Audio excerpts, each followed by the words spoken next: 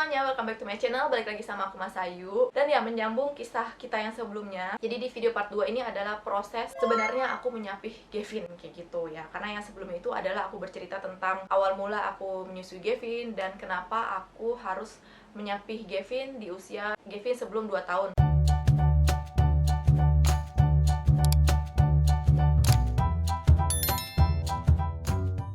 Jadi proses menyapih Gavin ini sebenarnya bisa dibilang cara yang seharusnya tidak dilakukan, karena memang cara yang aku lakuin itu tidak dianjurkan, tapi boleh dilakukan kalau dalam keadaan kondisi darurat atau tertentu, atau memang secepatnya harus dilakukan, kayak gitu ya.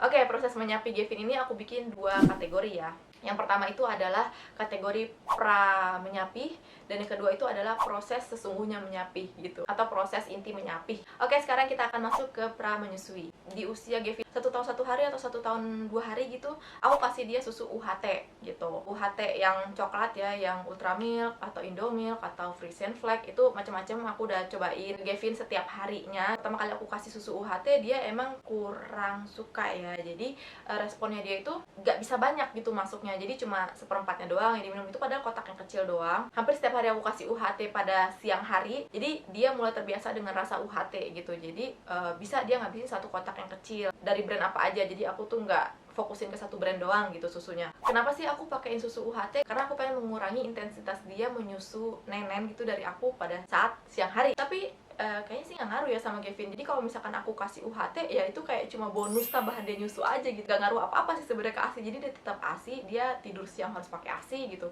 Terus dia kalau iseng juga tetap ASI. Karena di usia 1 tahun itu aku sudah mulai merasakan sakit pinggang, tapi masih bisa aku toleransi sakit pinggangnya, aku menyusui Gavin masih seperti biasa ya, siang, malam. Di usia Gavin 1 tahun 3 bulan atau 1 tahun 4 bulan, aku coba kasih dia susu formula. Ini coba-coba doang ya, dia mau ngasih pakai susu formula karena sepupunya Gavin udah minum susu formula. Jadi aku, ya udahlah, aku ikutan juga gitu pakai susu formula, apakah cocok apakah enggak. Nah, yang pertama aku kasih itu dia nggak cocok gitu susu formulanya, apa entah gara-gara brandnya atau rasanya atau kayak gimana, aku nggak tahu. Jadi susu formulanya itu nggak habis 1 kotak ya. Aku mikir, oh kayaknya anak gue nggak cocok nih pakai susu formula, balik lagi ke ASI gitu. Jadi aku udah pakai UHT, aku udah pakai susu formula, tapi susu formulanya terhentikan karena memang Gavinnya nggak suka gitu ya, nggak masuk, nggak keminum gitu pokoknya. Nah, tapi kalau UHT dia masih mau karena pakai sedotan gitu. Kalau pakai susu formula kan pakai dot, entahlah dia nggak suka pakai dotnya, entah dia nggak suka rasanya. Di usia Gavin 1 tahun 6 bulan atau 1 tahun 7 bulan, itu kondisi aku udah parah banget. Aku udah nggak bisa menjalani aktivitas aku seperti biasa, karena memang semuanya itu aku kerjakan sendiri ya. Aku tanpa IRT, aku tanpa SUS, punya bisnis kecil-kecilan di rumah, online shop. Terus aku masak, terus aku ngurusin Gavin pastinya ya, suami aku, Clody tentunya, karena aku masih tetap mencari tahu ya tentang Clody biar aku bisa tetap berbagi di YouTube gitu. Itu juga udah mulai gak kondusif ya, karena gak bisa konsisten aku upload di YouTube-nya gitu, karena memang aku separah itu gitu kondisi tubuhnya. Dan kalau teman-teman nyadar, 1 bulan terakhir itu aku udah gak upload YouTube karena aku memang udah gak punya video untuk aku upload. Separah itu gitu aktivitas aku sehari-hari. Aku jauh banget dari kata produktif. Jangan lupa ya, Clody itu harus dicuci setiap hari kan. Jadi aku mencuci Clody aja tuh aku udah capek banget, pinggang aku tuh udah sakit. Jadi ini tuh adalah kayak aku ngerasa kayak udah bukan manusia lagi gitu. Aku udah kayak, aduh apa sih ini, selemah itu gitu kondisi aku. Di usia ini aku udah mulai intens ngeluh ke suami aku setiap hari. Pokoknya ada dia nih di rumah, aku dikit-dikit tuh minta yang pijitin pinggang aku. Dia tuh nggak pernah sama sekali dia ngeluh, malah dia pernah lagi tidur aku bangunin hanya untuk mijitin pinggang aku. Bayangin ya. Nah, aku kan sering ya main ke rumah mertua aku weekend gitu. Kadang-kadang Gavin ini tuh diajak sama mertua aku untuk main gitu, pergi kondangan lah, entah 4 jam, entah 6 jam. Nah, itu tuh sedikit menolong untuk mengurangi, untuk dia nggak ASI gitu ke aku. Aku bener-bener nggak bekelin dia ASI, ataupun aku nggak nyusuin dia saat itu kan. Karena Gavin itu udah bisa minum susu UHT, jadi sama mertua aku dikasih UHT kalau lagi pergi sama mertua aku gitu ya, sama tantenya juga. Jadi Gavin tuh ada tantenya juga ya, karena kuliahnya lagi daring, jadi dia ada di rumah. Jadi ya aku juga bersyukur karena dengan seperti itu Gavin itu mulai mandiri tanpa aku gitu. Jadi dia bisa kemana-mana tanpa inget nenen, dan dia tuh nggak rewel sama sekali, nggak nyari nenen kalau misalkan nggak sama aku. Tapi lama-lama ASI aku tuh memang bengkak gitu, jadi memang harus dikeluarin ya, harus dikasih gitu ke Gavin. Jadi pada saat dia pulang aku susuin lagi ya. Itu cukup membantu lah ya agar aku tuh sedikit istirahat. Jadi itu tadi adalah pra menyapih ya. Memang belum sepenuhnya aku sapih gitu, tapi sudah mulai aku kurangin. Selanjutnya pra menyapih aku itu adalah Gavin tidur dengan neneknya atau tidur dengan antinya atau tantenya. Dia manggil neneknya Nena, dia manggil tantenya itu anti. Dia tidur loh sama nenanya, sama antinya tanpa aku. Jadi ini adalah pra menyusui yang sudah mulai intens nih, sudah mulai menjurus-jurus ke proses menyusui yang sesungguhnya gitu. Tidurnya nggak langsung tidur semalaman yang dia nggak bangun-bangun terus nggak minta ASI ya, enggak. Biasanya sih seharian tuh memang Gavin tuh main sama antinya gitu, sama nenanya. Kalau misalnya dia mau tidur siang, baru sama aku balik lagi ke kamar aku, terus baru aku nenenin tidur. Nanti kalau bangun langsung lagi ke antinya lagi, langsung lagi ke nenanya lagi. Jadi memang dia sudah mulai berkurang banget nih menyusuinya, kecuali aku misalnya lagi lewat gitu ketemu dia minta nenen sama aku gitu. Pokoknya kalau ngeliat aku dia inget nenen gitu. Jadi kalau misalnya aku di kamar terus aku nggak ketemu Gavin, dia nggak inget nenen, jadi dia main aja. Nah kalau dia tidur, biasanya dia tidur sama antinya itu jam 9 atau jam 10. Dia tidur tuh awal-awal sih dia kebangun ya jam 1 atau jam 2. Nah itu pasti aku ambil lagi, aku nenenin tidur sama aku gitu. Selama beberapa hari kayak gitu tuh. Jadi sama nenanya Gavin itu sebelum tidur dikasih makannya banyak sampai kenyang, terus dikasih susu UHT. Pokoknya tuh dia sebelum tidur tuh perutnya tuh udah kencang gitu, udah kenyang, udah siap tidur pokoknya kayak gitu ya. Lama kelamaan dia beberapa hari kemudian bangunnya tuh jam 4 subuh gitu, baru dibawa ke aku. Terus bangun lagi jam 5 subuh baru dibawa ke aku, sampai akhirnya dia bangun jam 6 pagi. Berhasil gitu, dia nggak nyusu, nggak nyari ASI aku. Tapi itu kalau nggak salah prosesnya sekitar seminggu ya, 6 hari kalau nggak salah, 6 hari. Selama 6 hari dia tidurnya manjang kayak gitu ya, sampai ke jam 6 itu. Nah pas waktu udah berhasil tidur jam 6, barulah aku coba tidur sama aku lagi nih dari awal.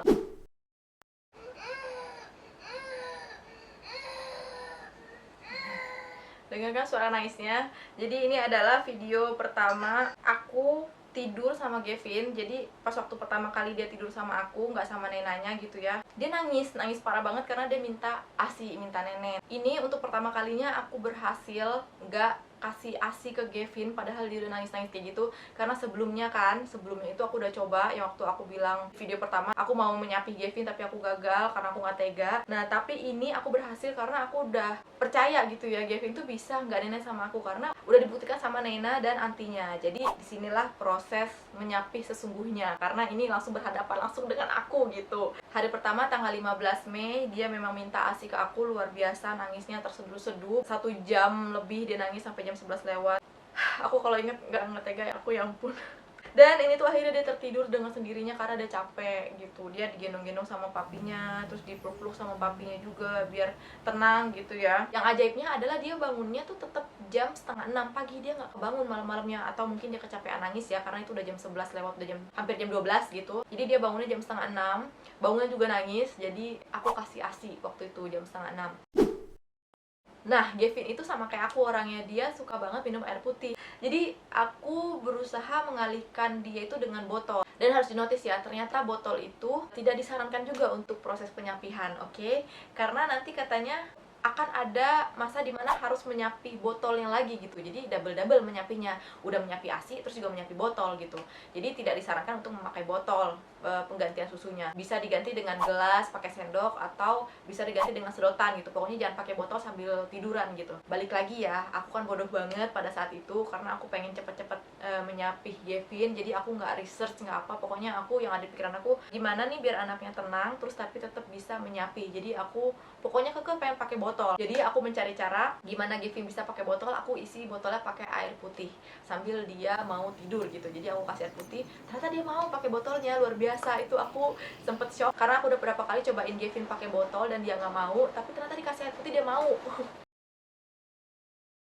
Ini adalah 16 malam, aku kasih dia botol pakai air putih gitu malam-malamnya. Nah tapi dia nggak nangis, entah itu karena dia kecapean atau dia memang udah kenyang banget atau dia udah ngantuk banget. Pokoknya tanggal 16 ini mulus lancar jaya, dia nggak nangis sama sekali. Dan dia bangun jam 5 atau jam setengah 6. Oke, aku lupa bilang. Jadi karena aku udah punya niatan kuat untuk menyapi Gavin nih, setelah Gavin usia 1 tahun 6 bulan 7 bulan, aku sudah mulai konsisten kasih Gavin susu formula. Karena aku sempat sekali nyobain susu formulanya saudaranya Gavin ataupun anak aku, ternyata dia suka sama brand ini. Memang agak sedikit pricey tapi dia suka. Dan ya udah, aku mulai beli susu formula ini tuh sekaleng kayak gitu.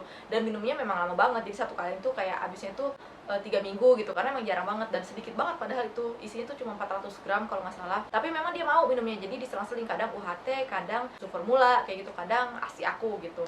Jadi ya dia udah mulai bisa minum susu formula, tapi minum susu formula itu masih pakai gelasnya dia, jadi pakai yang sedotan gitu, jadi dia tetap nggak bisa pakai dot ya. Sebelumnya kan aku udah punya nih ya stok susu formula, jadi pada keesokan harinya setelah dia berhasil minum susu botol pakai air putih, aku coba isi botolnya pakai susu formula yang dia mau gitu. Dan ternyata dia mau dong, padahal aku cuma coba untuk 50 mili ya, 50 atau 60 mili gitu, dan habis ternyata, dan aku seneng banget gitu. Dan keesokan harinya aku kasih dia susu formula lagi, setiap mau tidur dia pakai susu formula. Untuk kalau nggak salah 3 hari atau 4 hari pertama proses sesungguhnya menyapih dengan aku nih ya, aman lah hitungannya, kecuali yang hari pertama yang dia nangis parah itu. Selanjutnya tuh dia nggak ada nangis-nangis, dan dia memang bangunnya tuh pagi, langsung pagi jam 5 jam 6. Tapi ternyata di hari keempat kalau nggak salah tiba-tiba inget lagi dan dia minta lagi nenen ke aku gitu. Oke, sebelum dia tidur sama aku untuk the real proses penyapihannya, siang-siang harinya itu dia sempat mau minta nenen sama aku. Dan langkah yang salah aku ambil adalah aku mewarnai puting aku dengan lipstick merah. Pas waktu dia pengen nenen nih, aku tunjukin, dia kaget, shock banget, dan dia gak mau nenen. Jadi kayaknya dia geli, karena Gavin tuh anaknya gelian, ngeliat rambut aja tuh dia geli gitu ya, yang jatuh tuh dia geli banget. Jadi dia gak mau menyusui kayaknya karena terpaksa, dan lagi-lagi tidak disarankan untuk melakukan hal itu. Kayak misalnya putingnya itu dikasih minyak kayu putih, atau dikasih rasa-rasa pahit, atau dikasih warna, atau pokoknya intinya yang menakutkan dia, atau yang bikin dia ngerasa ih susunya kok jadi berubah gitu.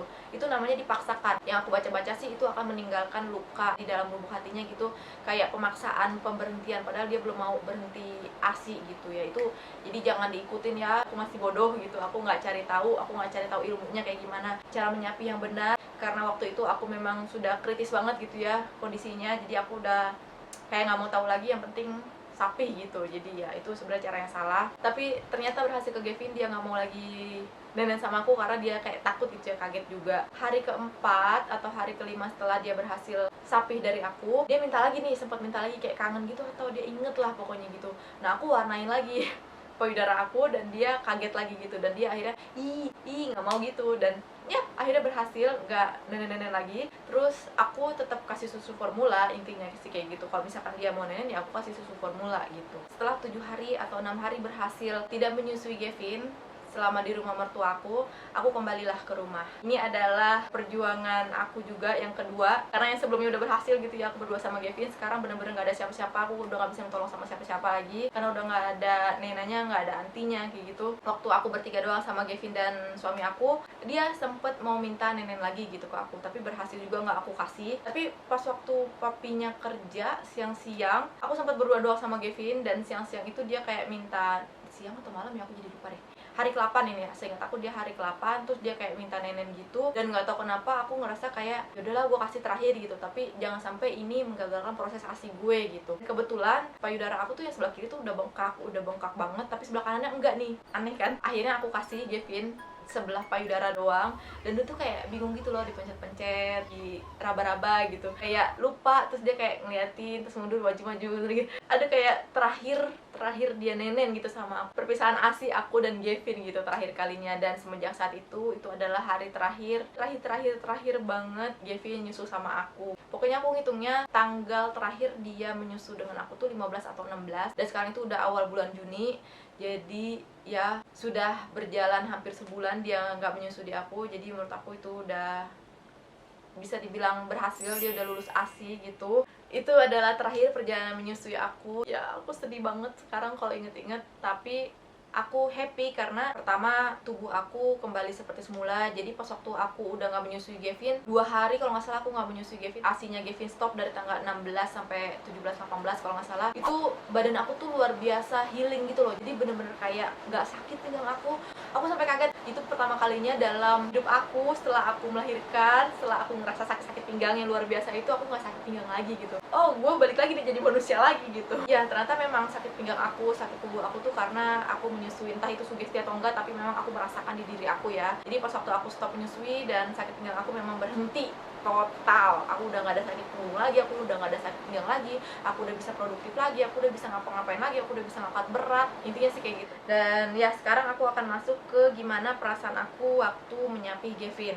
Oke, ini juga agak sedikit dalam ya, karena dalam maksudnya lebih ke perasaan gitu ya. Aku tuh nggak tahu sama sekali ternyata proses menyapih itu sesakit itu. Walaupun cuma beberapa hari itu aku prosesnya, dan bisa dikategorikan proses menyapih aku tuh lancar ya, nggak sulit. Karena aku juga sempat dengar banyak teman aku yang bilang dia nyapih anaknya itu sampai 2 jam, 3 jam itu nggak bisa tidur sama suaminya kayak gitu, atau bisa sampai sebulan, 2 bulan tuh nggak berhasil menyapih anaknya. Tapi karena Gavin cuma 6 hari, 7 hari dia udah full gitu ya, nggak menyusui lagi sama sekali. Jadi aku bisa kategorikan proses menyapih aku itu lancar, tapi dengan cara yang tidak benar gitu ya. Jadi sebenarnya aku juga nangis gitu menyapih Gavin, malam-malam tuh aku nangis karena badan aku yang sakit banget itu. Aku merasa aku udah siap, gue udah siap untuk menyapih Gavin, tapi ternyata jangan salah, aku nggak siap ternyata untuk menyapih Gavin. Jadi buat mama-mama nih yang pengen menyapih anaknya, kayaknya memang bener-bener harus siap mental banget, butuh support banget ya dari sekeliling, dari suami apalagi, paling penting banget. Jadi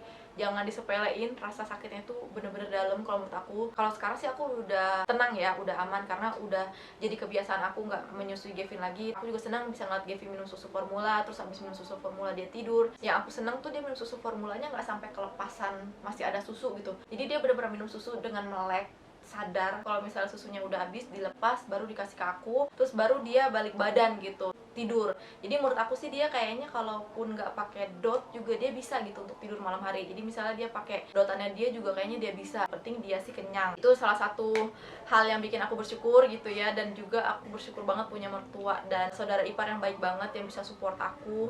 Apalagi suami aku bersyukur banget. Ada mama aku juga yang support aku, keluarga aku semuanya support aku deh. Pokoknya apapun keputusan aku tuh mereka semua support gitu ya. Jadi walaupun aku sedikit menyesali melakukan hal yang pakai lipstick ke payudara aku gitu, tapi semuanya itu tetap aku syukuri. Aku nggak akan bisa melewati ini kalau nggak ada mereka gitu. Jadi ya aku sangat berterima kasih banget sama mereka, karena mereka juga sudah berjuang bersama aku. Kalau Gavin bangun kan mereka juga bangun gitu, jadi harus nganter Gavin ke aku. Dan mereka juga berusaha nidurin Gavin. Gak mudah menidurin Gavin pertama kali tanpa ASI itu ya kan. Mereka nggak bilang aja ke aku kayak gimana susahnya. Oke, segitu dulu ya untuk video hari ini. Sampai ketemu lagi di video aku selanjutnya. Dan terakhir, semoga hari menyenangkan. Dadah!